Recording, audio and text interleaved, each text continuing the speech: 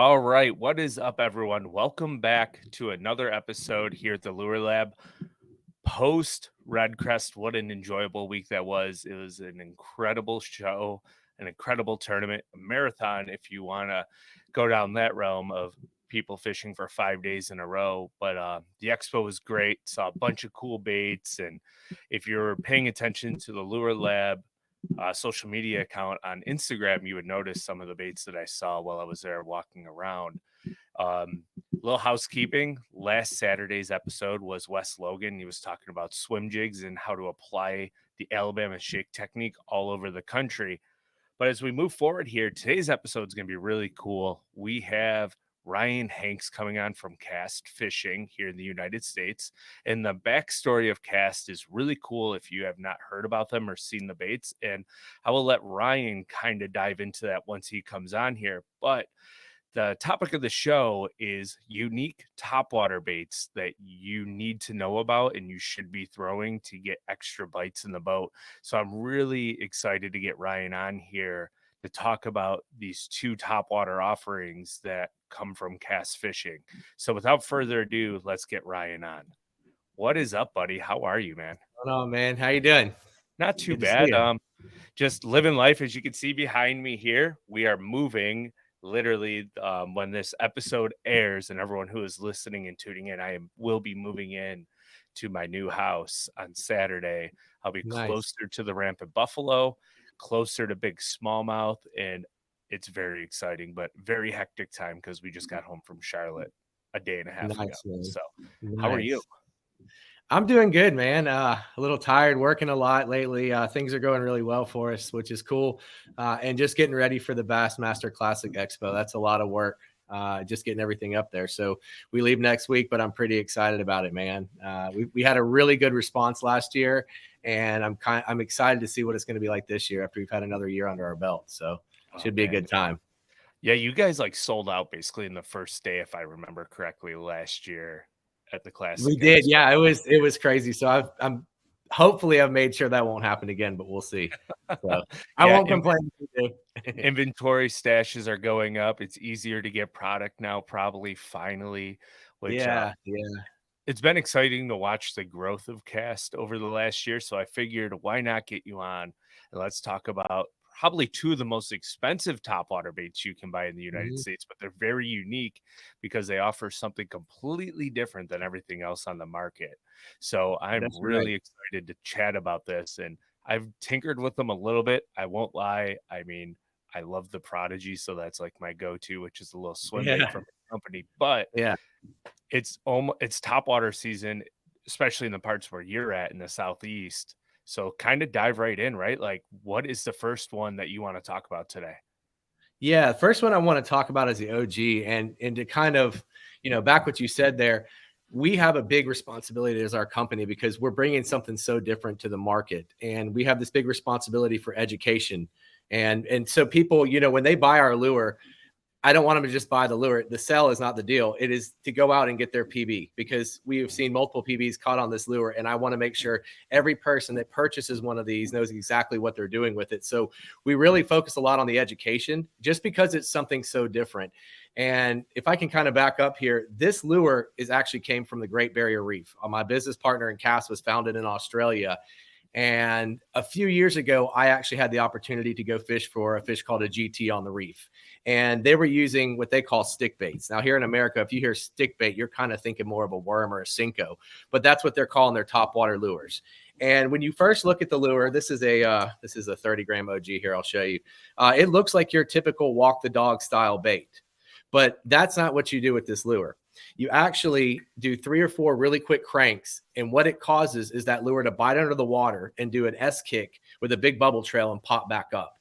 And what is really cool about that is that each cast you're making and each retrieve, it's different every single time. Like, it truly mimics nature. It's a non-mechanical motion. Now, I'm not saying, of course, we all know you can get bit on walking baits. That's not what I'm saying. But you're showing these fish something completely new they haven't seen. And when I was over there on the reef experiencing throwing these stick baits for GT and tuna and a wide variety of saltwater species, I just thought in my mind, like, the bass in America would tear this up. Like, my home lake, even though I now live in Florida for years, was Lake Lanier. And the way that those spotted bass relate to blueback herring, it's almost like they're pelagic species. They act more like, to me, more like a tuna than they do like a bass. Like you're not up there flipping logs and doing stuff to catch them. So that the OG to me just made perfect sense over here. And I had a few with me. You know, when we brought over cast, we were really focused on saltwater, and I ended up going up to Lake Lanier to see my buddy Eddie Krauth, and he was going on a tuna trip to Louisiana. So I brought him some stick baits, some OGs to try, and threw them in the boat. And he had one tied. He's like, you know what? Show me how to work this thing. So he tied it on. Well, to my surprise, he quickly started out fishing me on my normal, you know, this was October on Lanier stuff, like jointed swim baits, vixens, that sort of stuff. And I was kind of blown away. And at the time, if you guys that are watching this can see, this is a 30 gram. So the first one we were fishing, or what I gave Eddie, was a 60 gram. So if you can imagine, one twice the size of this. Do you And have we a were 60 gram there to hold up next to it for reference? Yeah, let me try and see. I've got them everywhere.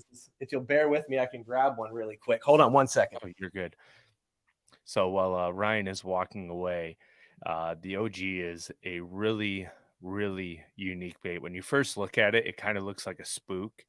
And you might want to try to fish it like a spook and make it walk, and it will walk to a point, but it's really important. We're going to dive into how to fish it here in a moment, but the non-mechanical action of it is what makes the OG what it is. So you got that bait, Ryan?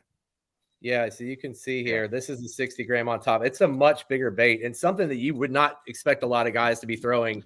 Spots But just hate everything, and they have to eat or they do. kill whatever they see. So I can see why And, that would and this work. one was solid black. And I do want to get into a second why we're using black, especially in clear water. But so anyway, so you know how fishermen are, right? I go to leave town to drive back to Florida. My buddy Franco was like, "What was that lure that you gave Eddie?" And I said, "I have a couple. I'll leave them in your mailbox before I leave." Well, he called me a few days later, and he is like, "Dude, I have my best five is over 20 pounds on this thing, and I just hooked the biggest striper I've ever hooked on Lanier and broke it off my trolling motor. I want to order 4 more." So then it was like, it really kind of confirmed to me that, like, okay, this is something here. And I called Mick, my business partner, and I said, we need to start modding this thing for freshwater application sizes and colors. And, you know, if you look at the OG, what's pretty special about this bait, as you did mention, it is one of the more expensive topwater baits, but that's because this is balsa wood. It's hand carved balsa. And I'm a big fan of balsa, even back to the days of fishing, you know, Rapalas when I was younger. The swim on balsa is really, really good. And then what we do is we make sure that we address, like, outfit every bait with the top of the line terminal, because we're going for your PB here. Okay. And then if you'll look on the belly of this swivel actually rotates 360 degrees. So that way the fish can't use it as leverage to throw the bait. So, so we brought over the OG, and we've just had an incredible response. I think in 1 week I was up there. I want to say this is last year I was filming. We got 3 spotted bass over 5 pounds on this ether color. It's been really, really cool to see. And it's been awesome to get them in people's hands and see what they do with them as well. But just once again, I mean, as you know, our fisheries are so pressured right now. And especially you add in, like, you know, all the high school tournaments, the college tournaments, and then you want to add in forward facing sonar. There's nowhere for those fish to hide. You know, I mean, you're really, they're getting pounded. So being able to just show them something completely different has been very rewarding, and it's been pretty awesome. So that in a nutshell is the OG, but really this came from fishing the reef in Australia. And we've, you know, our whole focus with cast is blurring the lines between saltwater and freshwater fishing, trying to break down the barriers of what we, you know, because we're all guilty of it, right? Like we go to the lake, we repeat the same patterns over and over and over. And we, whether we realize it or not, we fish history a lot, you know? And so just really trying to think outside the box and show them something new. And in my, you know, my time fishing, that's really paid off for me. I mean, and there's certain products I remember back in the day, like there was a big hammer swim bait on a lead head that I remember seeing on Southern Trout Eaters. And dude, we took that thing, threw it on Lanier, did amazing with it. When the Duo Realis spy bait came out, and not a lot of people were throwing it. And that's something just totally outside of the box. I can't tell you how many fish we caught at that time. Just doing something spy bait is huge. I have to do an episode on the spy bait here in the future. Mm-hmm. But you know, let's dive into like the semantics of everything, all right? Like, how do you fish the OG, like kind of step by step, and where do you fish it besides like Lanier? Where could you apply this bait? Maybe in like a grass fishery or Perfect. Yeah. like yeah. a reservoir river current system? Because I know you did catch a smallmouth on it up here when you were in New York. If I did. so I did. So I think of because, and we'll dive into the next the down under after this, but I really think of the OG as more of like your open water bait, something you want to fish on points or humps, off the ends of points and humps, something like that. I think it's a great. Don't get me wrong, you can catch largemouth on it, but I think it really excels at catching smallmouth. And it excels at catching striped bass and spotted bass. That's the OG does really well at that. And the way you fish it, this is like, besides the action and everything, what I think is the most important thing to talk about with the OG is that if you rig this right with the right line and the right rod, you can absolutely, you can dang near spoil yourself when you cast this. So like back home on Lanier, and I know I keep bringing up Lanier, but it was just the fishery I fished a lot. Those fish would always try and cut. They would always come up breaking just far enough to where you couldn't reach them with your favorite topwater. Well, now I can honestly tell you, you can get right on them with this. And just that alone has caused me to catch more fish using this bait, which is pretty cool. But the setup I'm using for the OG and the next lure we'll talk about is the exact same. I'm using a 7.6 medium heavy rod. Okay. The reason why I'm using a medium heavy is you want to have a tip to where you can really launch that bait, but you want to have a backbone. I don't know how well you'll be able to see this on here, but we're using 1/0 trebles. They're a thick treble, so you need to be able to drive that hook into that fish. And I had a scenario where when I first started testing these baits, I was throwing it on mono like we typically do with topwater lures. And I missed what I feel like is my PB because he came up and hit at the very end of a long cast, and that mono did nothing for penetrating this big hook. It was like basically a big rubber band. So we're fishing a 7.6 rod. I'm using our 50-pound braid, and I'm using a 20-pound fluorocarbon leader, a very short fluorocarbon leader. I do not let the connection knot of my fluorocarbon leader go through my guides when I cast, and I can just get these insane long casts doing that. So definitely the fluorocarbon, the braid, the rod all come into play, and you burying those trebles even at the end of a very far cast. You also, with that less stretch, you're getting a really good response for the action. And this is the most important thing I can say if you're going to fish the OG is you want to have a high gear ratio reel. And you don't have to have an absolute insane one, but at least a 7-1, something like that. Because the way you impart the action on the bait is you cast it out, you point your rod at it, and you do 3 or 4 really quick cranks. Okay. And that's going to cause the bait to dive under, do the S kick, and then pop back up. And 9 out of 10 times when that lure pops back up like that, that's when they nail it. And you get the most vicious bites, because if you think about it, most of our top waters are constantly moving. So they're trying to track the bait to hit it. If that thing's sitting still like that, it really just lets them completely come in and just unload on it, man. And It kind of reminds me of that secondary action of like a Sammy, the old Lucky Craft Sammy. Right. When you cut it and kick it real hard, and when it rested, it would pop nose up and the tail would be exactly. That's it. Because that's how it sits. It sits like this in the water to where basically like that, like the head's out, it sits right up like that. And you get some insane bites on it, man. And it's just a lot of fish get like the treble hook on the tail of the bait, like when they come up and swipe it, or they get in the front one too. They'll get the front one too. They definitely will, just because they have that time to really key in on it. Awesome. So another thing I want to mention about the OG as well is the color black pearl chrome we've come out with. Now I'm going to show you guys. This is where the OG came from. Let me back up a little bit. These were the size baits we were throwing for GT. These are the big OGs. This is a big fat boy. This is the color black pearl chrome. Okay. This has been one of my favorite colors we've brought over here. And, I remember when Mick sent this color over, I was like, why are you using black pearl chrome? These guys fish the Great Barrier Reef. This is gin clear water. But he told me, he's like, mate, it's all about the profile. They're looking up, and it allows them to key in on it so good. And I've really learned that works really, really well. We've caught some of our biggest fish on that black pearl chrome color. Yeah, I like that. I'm a huge proponent of, a huge fan of little black poppers. Like early life, just the silhouette and contrast of it. You get a lot of big bites. You don't catch a ton of fish, but you get big bites on black. You get black big bites. And you get, and I really do feel like it improves your hookup, right? So, like using a straight chrome bait or something like that, they love it. But sometimes there's a lot of flash. It's hard for them to really key in on it, where that black sitting there, they can just waylay on it. Oh, right.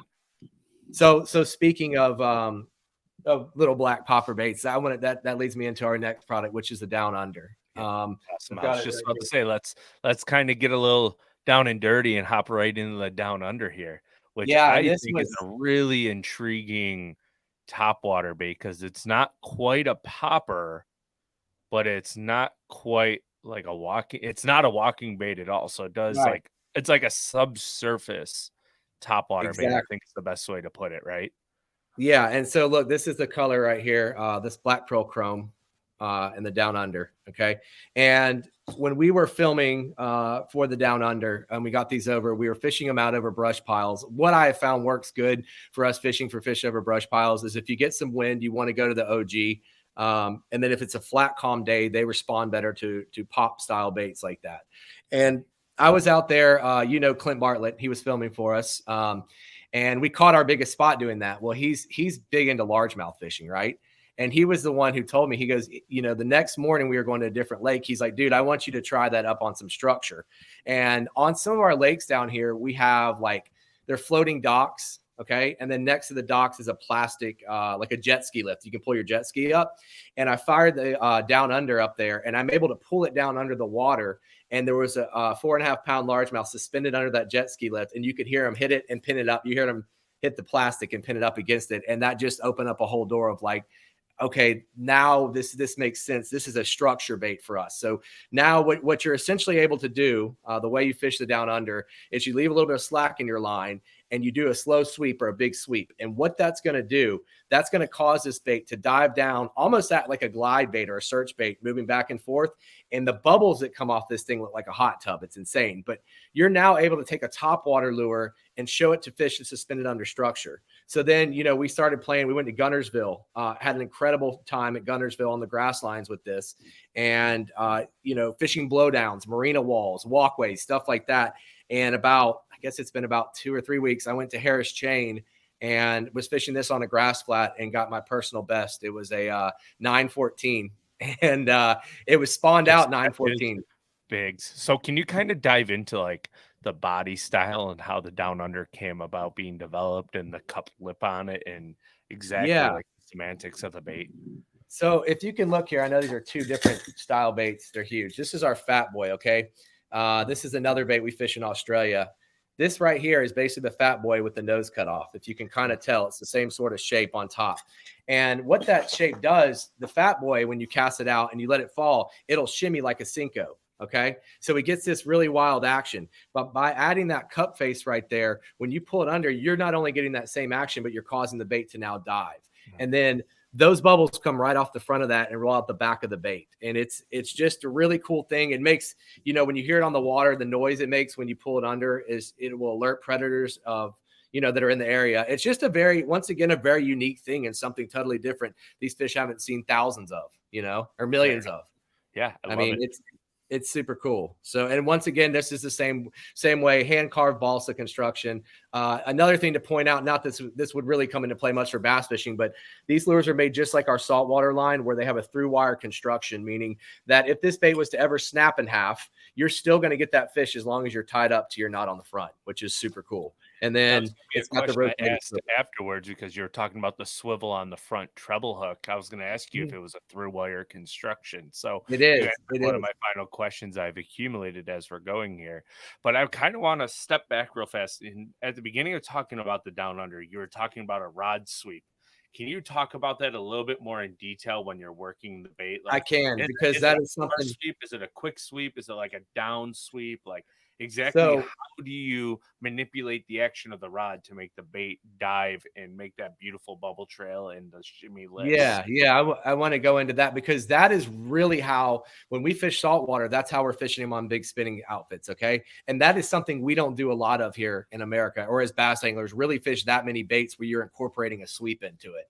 Okay. A lot of it is a short stab or a short pop, which you can do with those. But if you can imagine, like, let's say you cast a crankbait out of the side of the boat. Okay. And it's sitting there floating, and you want to pull that lip under, you just want to see the action on it. That's really how I would compare fishing the down under. You throw it out. Okay. You're going to leave slack in your line and do a big slow sweep. Okay. And when you do that, the more of the slower you sweep this, the more bubbles that are going to come off, and they're going to be bigger.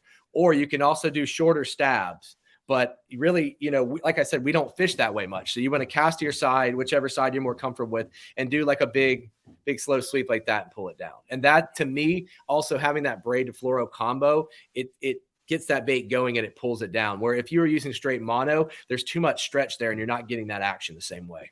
So with the braid fluoro, is it the same thing, like the 50-pound braid to a 20-pound fluorocarbon leader? Yeah, yeah. Like And I you don't and I, is it I like do a want to 6 to point out, 12-inch leader? yeah, it's very short. It never got, like I said, I never let it go through the guides. I personally feel like with Topwater, I'm not concerned about them seeing my braid or anything like that. I feel like you're causing such a commotion. They really are keyed in on that bait. And yeah, I do want to point out, I'm saying 50-pound braid.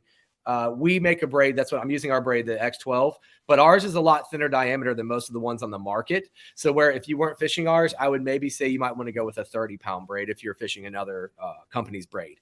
Gotcha. Just to get the castability. Fair enough. Thanks for Yeah. elaborating on that. Yeah. So let's talk about, we talked kind of how to fish the down under, but when it comes to structure, right? Like, is this something that will work good on grass flats or on grass points, or like where riprap hits a grass flat? Like, if besides structure and dock fishing and floating docks, where else can you anticipate and our viewers anticipate if they pick up throwing the down under? So down here in Florida, on the edge of like definitely grass lines, like you mentioned, okay, but also on the edge of like lily pads and lanes in between the lily pads. Now, you can't throw it right up in the lily pads, obviously, with a treble hook bait. You're just But gonna, why not? yeah, it's just not gonna work out too healthy. But on the edges of those, okay, on grass points that come off. Also, I mean, the giant fish I caught on Harris Chain, that was basically a grass flat. It was probably, I want to say it was about 5 feet deep. So if you imagine like this, there's grass. That's why they were up there, because it was just sand next to it and they were sitting on that grass. Well, you're pulling it down. I bet you that fish was 2 feet under the water and that went down right in front of his face. So that's that diving action really, it gets in front of their face where, yes, it will definitely come up to the top deep top water, but you're putting it right there where it makes it almost too easy for them to not refuse. So with the down under strikes, do you see a lot of fish that come up and eat it after you like sweep it through and it rises back up, or do they eat it like mid sweep? Dude, so that's what's really cool. They will eat it like a jerk bait or a crankbait too. We had the opportunity to go with the guys from Bassmaster and do an article with them on these lures. And we went to one of their lakes in Alabama, and I had one of the riders throwing the down under. And I think almost every fish he caught that day, he would sweep it under, and then it would just never come back up. And he'd be like, oh, wait a minute. And he had the fish on. So it actually is like a topwater that can act like a jerk bait or something like that. They will hit it under, but you got to stay super in tune with what your bait is doing. You definitely do. Be doing. You should always do. Yeah. You don't want to be pulling like that clueless person who's just out there kind of just like lolly-dolling around while sweeping, because you might miss a bite, is what you're saying. 100%. Yeah.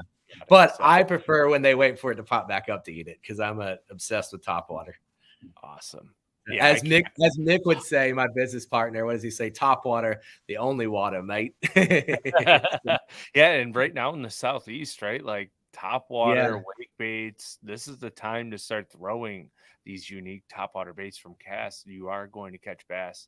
Good ones too, as Ryan said. He got his PB already this year down in Florida on the Harris Chain, if I remember correctly, right? That's right. And it's just cool because like you can, with the through wire construction, I've taken the same OG and I've caught the amount of species I've caught on this. So if you want to talk about freshwater, striped bass, spotted bass, smallmouth, largemouth, but I've also caught tuna, amberjack, mahi, kingfish, like you name it, everything will crush this bait. And because of that through wire construction, all you would have to do is just switch out your trebles. If you're fishing saltwater, a little heavier, and you can catch everything on it. I mean, I wonder if they would catch other species too, like big pike and muskie. Oh, I definitely think it would. I want a muskie guy to go out and get a hold of these baits. I think it'd be really cool. What we'll have to do is have you come up at like the end of September, and we'll go to a lake that has big muskie in it. We'll see if the bigger models I think would be super cool. I would really like that. So but yeah, man, we're just. Oh, go ahead. No, you go ahead. Sorry. Just really excited about being able to help bring something to our world of fishing that is completely different, and bringing a different style of fishing, and just really, like I said earlier, encouraging people to open their minds and approach, have a fresh approach to fishing and what they do on the water, because a lot of times, man, that's what it takes to catch giant fish, right? Just showing them something completely new and being willing to do that. Absolutely. So before I hit you with our last question here and let you get back to your busy day, do you have anything else you want to elaborate on with the OG or the Down Under that I may have missed with my questioning? Yeah, so I wanted to. I was thinking about it, but I think this would be cool to do it. So we are actually going to be at the Bassmaster Classic. We're going to have a booth there at the expo, and we're going to release this year. We've had the 30-gram OG, the larger. We're going to release a smaller model, a 20-gram, at the expo, and we've been getting a lot of requests for a solid chrome. So I want to show you guys. This is the River Gray 20-gram OG, and we're going to have that available at the show. And I think it'd be cool, just want to spill the beans here on your show, man, and let people know. But we're really fired up about this one.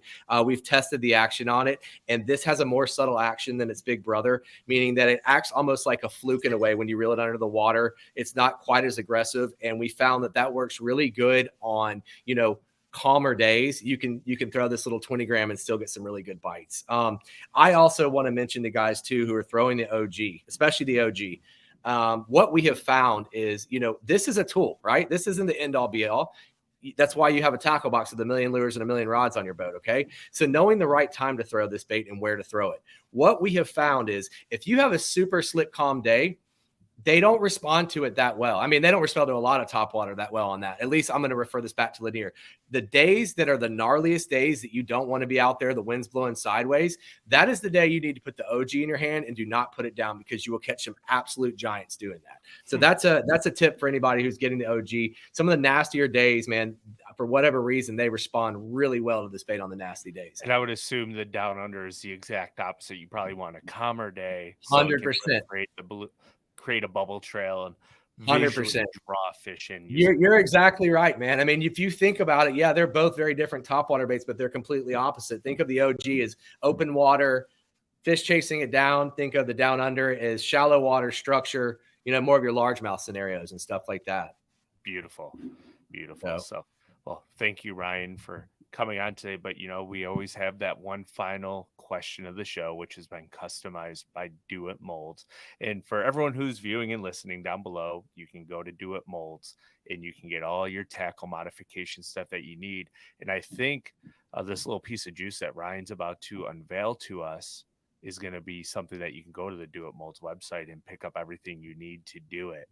So, without further ado, the Do It Molds juice of the show is, if there was one piece of advice or modification you would give someone who is picking up the OG or the Down Under for the first time, what would it be? Okay, so with the OG, you can tie this directly to your line and you'll still get really good action. But my good friend Franco and a lot of guys, and what we do in saltwater is we go from a barrel swivel to a split ring. Okay. And what that does, it gives the bait a lot more action. But something that we do a lot in saltwater is that we're constantly using split ring pliers and changing out our topwater. So that way, what it's going to allow you to do in the day, if you want to change to a Down Under, if you want to change to another bait, is you're not having to retie a million times. You just open them up with your split ring pliers, throw the other ones on, and you're good to go. So definitely think about adding a barrel swivel to a split ring in the front. And then a lot of my Lanier guys, they like to swap out this back treble hook with a feathered treble. They really feel like that gives the bait some more flash and something the fish key in on for a bite once it stops as well. So those would be two little hacks. Like a colored feather that people like to throw on, or is it based on the bait? So like with the black one, they might throw a red one on, and with the 100%. ether, they might go like white and chartreuse. Exactly. That's what they do. You should see all the pictures I get of people modding their OGs. I like seeing it. And there's I think I forget which company makes it, but there's a treble hook out there that matches this like perfectly on the ether OG. And it's like what you said, it's white and chartreuse. It looks really, really good. And then the black one having the red and black feathers or red and white feathers coming off look really good on there as well. So, well, Brian, I want to say thank you for taking the time to come on here and talk the awesome, unique topwater baits from Cast. I look forward to throwing them more this year if I have any free time, because it's looking like I'm getting all booked up with guide trips. So fingers are crossed, but we're going to try to get some smallies on it, maybe even during a guide trip in June when they start. I will be up there this year. One of the days we're going fishing, man. And I really appreciate you, brother. Thanks for inviting me on the show, man. We'll figure it out. We're always chatting and communicating. So we'll chat soon, buddy. All right, brother. Have a good one. See you. Get back to work and we'll talk soon. All right. Bye. All right, everyone. Well, thanks for tuning into this week's episode of the Lure Lab. I am a topwater junkie. I got these baits in my hand last year. I didn't get to throw them nearly as much as I wanted to just because I had some boat issues at the end of the year when my guide season slowed down a little bit. It was a dang shame. But pay attention to the Cast Fishing Company. They have a lot of cool stuff, a lot of awesome baits, and make sure you check out their social page down below. I'll link it in. But as always, if you're tuned in via YouTube, please hit the subscribe button, leave a comment down below what your favorite topwater bait is. Maybe it's already an OG or a down under. I would love to hear it. And hit that subscribe button.